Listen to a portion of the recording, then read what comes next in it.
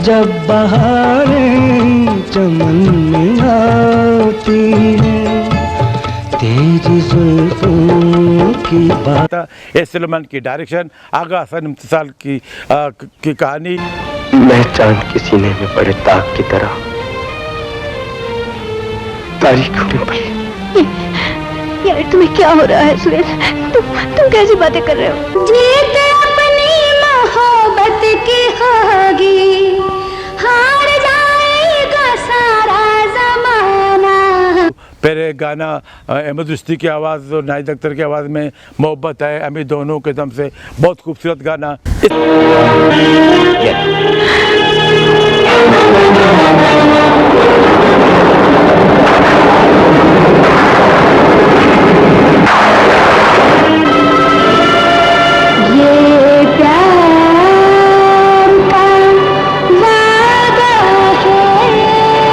इसके बाद ईद के दिन शायद की 2 फिल्में एक साथ रिलीज हुई। मेरे हुजूर एक घरेलू टॉप सॉफ्ट फिल्म थी जो ईद पे रिलीज़ नहीं होनी चाहिए थी। ये फिल्म अभी मैंने पिछले दिनों दोबारा देखा तो कहानी बहुत अच्छी थी। इसमें शबनम और सबिया खानम का बहुत बेहतरीन रोल था और एक आम सी कहानी थी, लेकिन एस सुलेमान ने इसको अच्छा ट्रीटमेंट दिया था। उसके साथ फिल्म रिलीज़ हुई थी भरोसा, और भरोसा प्लैटिनम जुबली फिल्म है। जी हाँ, ये मोहम्मद अली के सियासी बयान के बाद मोहम्मद अली का बाइकाट किया गया था। इसके पास मोहम्मद अली को जब दोबारा एंट्री हुई तो भरोसा फिल्म लोगों को पता नहीं था कि ये फिल्म चलेगी नहीं चलेगी, लेकिन ये फिल्म प्लैटिनम जुबली कर गई और लिरिक और रेवाली में एक साथ रिलीज हुई थी। और इस फिल्म में शायद ने मेहमान रोल किया था और फिल्म के एंड में आता है, ये समझ लो कि पूरी फिल्म अपने हाथ में लेता है। तुम्हारा भाई उल्लू का पट्टा क्या बकवास कर रहा है? तुम्हें मौत के हवाले करूंगा ताकि कयामत तक क्या तुमने मुझे इन बेगैरतों के हवाले किया था, तो गोलियां तुम दिखाओ। भरोसा के बाद एक और बहुत अच्छी फिल्म, ये समझ लो कि आशी से मिलती जुलती फिल्म है। इस फिल्म के प्रोड्यूसर मोहम्मद कबीर खान थे, जान मोहम्मद के इस फिल्म के डायरेक्टर थे, नज़र अली की मौसीकी थी। इस फिल्म में शाहिद और बाबरा का संगम था और कवि ने खुद विलन का किरदार अदा किया था, लहरी ने बाबरा के वालिद का किरदार अदा किया था। ये एक खुदसर लड़की होती है, फिर बाप की तरफ से इसको ये होता है कि शाहिद को कहता है कि भी आप इसको संभालो। अम्मा ने कहा था अब ससुराल जाकर सलमा की बात करना। लड़की वालों के हाथ तूफान आ गया तो यूं समझे भवन में फंस गए थे, बड़ी मुश्किल से निकले हैं। किसने हक दिया मेरे बेटे को अपने दोस्तों से पिटवाए? मैं पिटवाने पर आई तो तुझे भी पिटवा दूंगी गुंजा।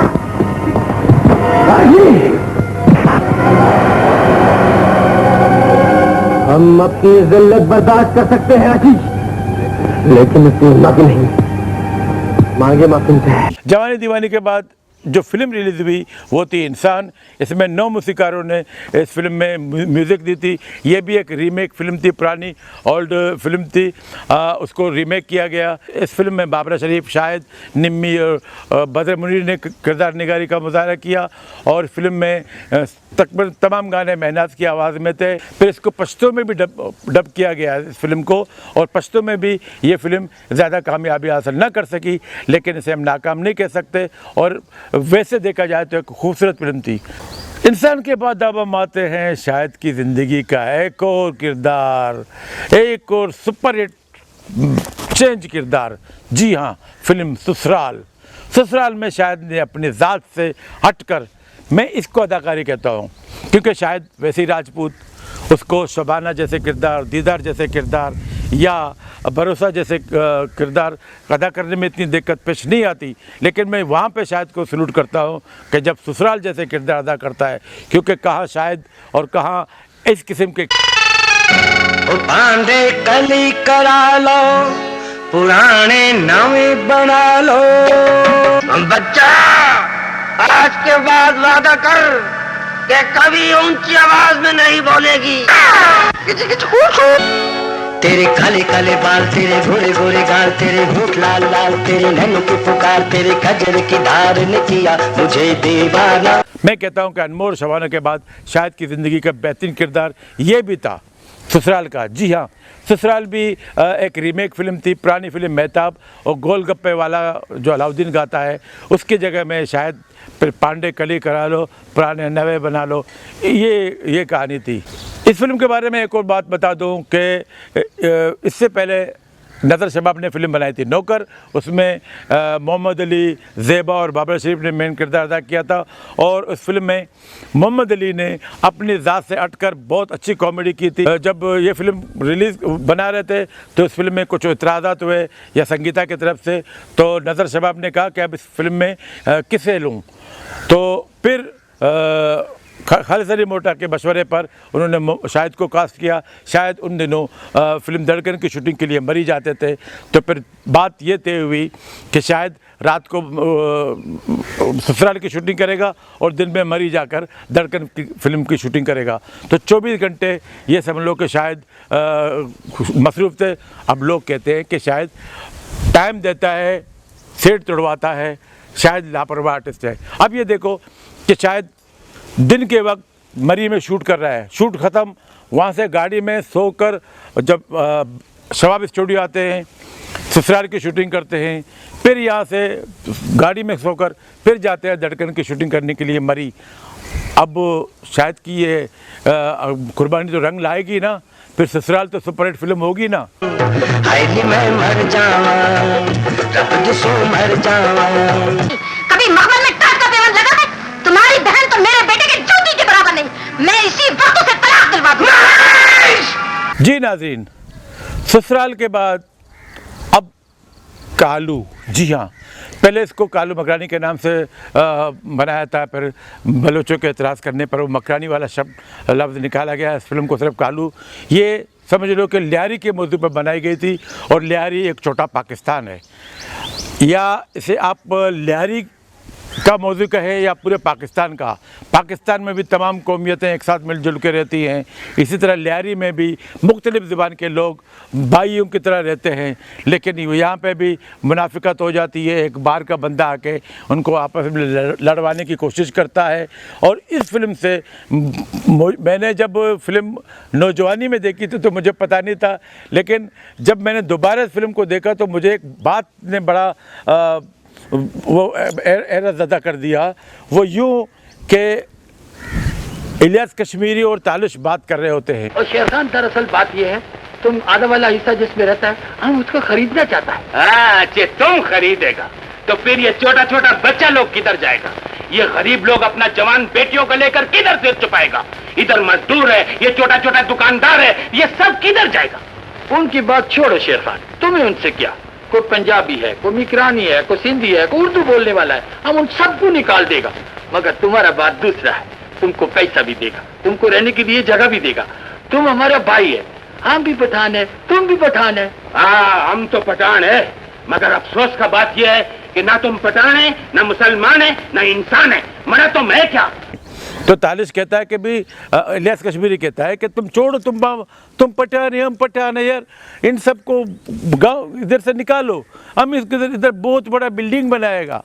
तो तालिश कहता है गलत कहते हो कि तुम पठान है, मैं पठान हूँ। बोले मैं पठान हूँ, तुम पठानी, तुम अफगानी हो, तुम स्मगलर हो, और तुम्हारी खातिर मैं अपने इन भाइयों को नहीं छोड़ सकता। और फिर इसी चीज़ से मुझे अंदाज़ा हुआ कि अफ़गानी और पश्तून में क्या फ़र्क है।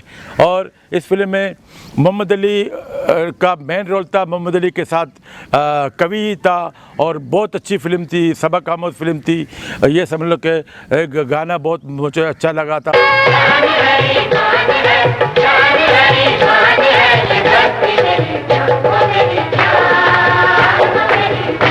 एक बहुत अच्छी फिल्म थी।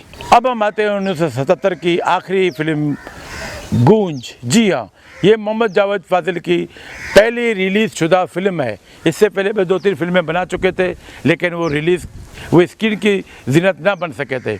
अब उन्होंने ये फिल्म बनाई, ये एक बहुत अच्छी फिल्म थी। इसकी फिल्म की कहानी बहुत अच्छी थी, 3 मूसीकार इस फिल्म में थे। इस फिल्म में शाहिद, गुलामुद्दीन, उस्मान पीरज़ादा, विलन में शाहनवाज़, हुमायूं कुरैशी, अफजाल अहमद, सबिया खानम, नजमा, इशरत चौधरी, साकी, एक बहुत सुपरहिट का कास्ट थी। उस फिल्म का एक गाना ज़्यादा मशहूर था, फूल ना रहेंगे सितारे ना रहेंगे, ये थीम सॉन्ग था। लेकिन यह मुझे ज़रा सा, मैं अपनी ज़ात से कह रहा हूँ कि यहाँ पे इस फिल्म की नाकामी की वजह ये थी कि इस फिल्म में जूम लाइट का ज़्यादा इस्तेमाल किया, जो फिश आई जिसको कहते हैं, वो यहाँ से मुक्का मारे तो वो वहाँ जाके गिरे, यहाँ मुक्का मारे तो वो जाके गिरे। तो ये लोगों को ये आउट ऑफ डेट हो गया था, लोगों को ये चीज़ पसंद नहीं आई थी। हालांकि शायद की ज़िंदगी का भी बेहतरीन किरदार था। और एक बात, गूंज चूँकि इस साल की आखिरी फिल्म थी, यहाँ मैं एक और बात मैं इस बारे में अक्सर सोचता हूँ, जैसे नज़रुल इस्लाम है, जैसे परवेज़ मलिक है, जैसे मोहम्मद जावेद फ़ाज़िल है, ये डायमंड जुबली फिल्मों के जो डायरेक्टर हैं, और उन तीनों ने एक एक बार सिर्फ शाहिद को अपनी फिल्मों में कास्ट किया, और शाहिद की तीनों फिल्मों में किरदार बहुत खूबसूरत किरदार का मुज़ाहरा किया। बल्कि तीनों डायरेक्टरों के तीनों फिल्मों में शाहिद के किरदार बहुत हावी है, बहुत सुपरहिट है। लेकिन इन्होंने दोबारा शाहिद को कास्ट क्यों नहीं किया? क्या वजह है?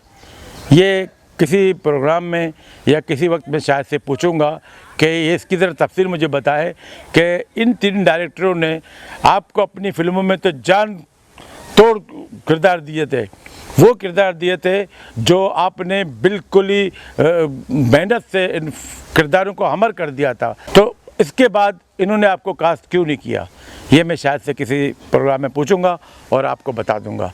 नाज़रीन, इसके साथ ही 1970 की फिल्मों पे जो ये मुख्तसर मैंने जायज़ा पेश किया, उसके साथ ही वली रईस को इजाज़त दीजिए। 1978-79 की फ़िल्मों के बारे में मैं नेक्स्ट प्रोग्राम में आपको बता दूंगा। उस वक्त तक वली रईस को इजाज़त दीजिए। अल्लाह हाफ़िज़।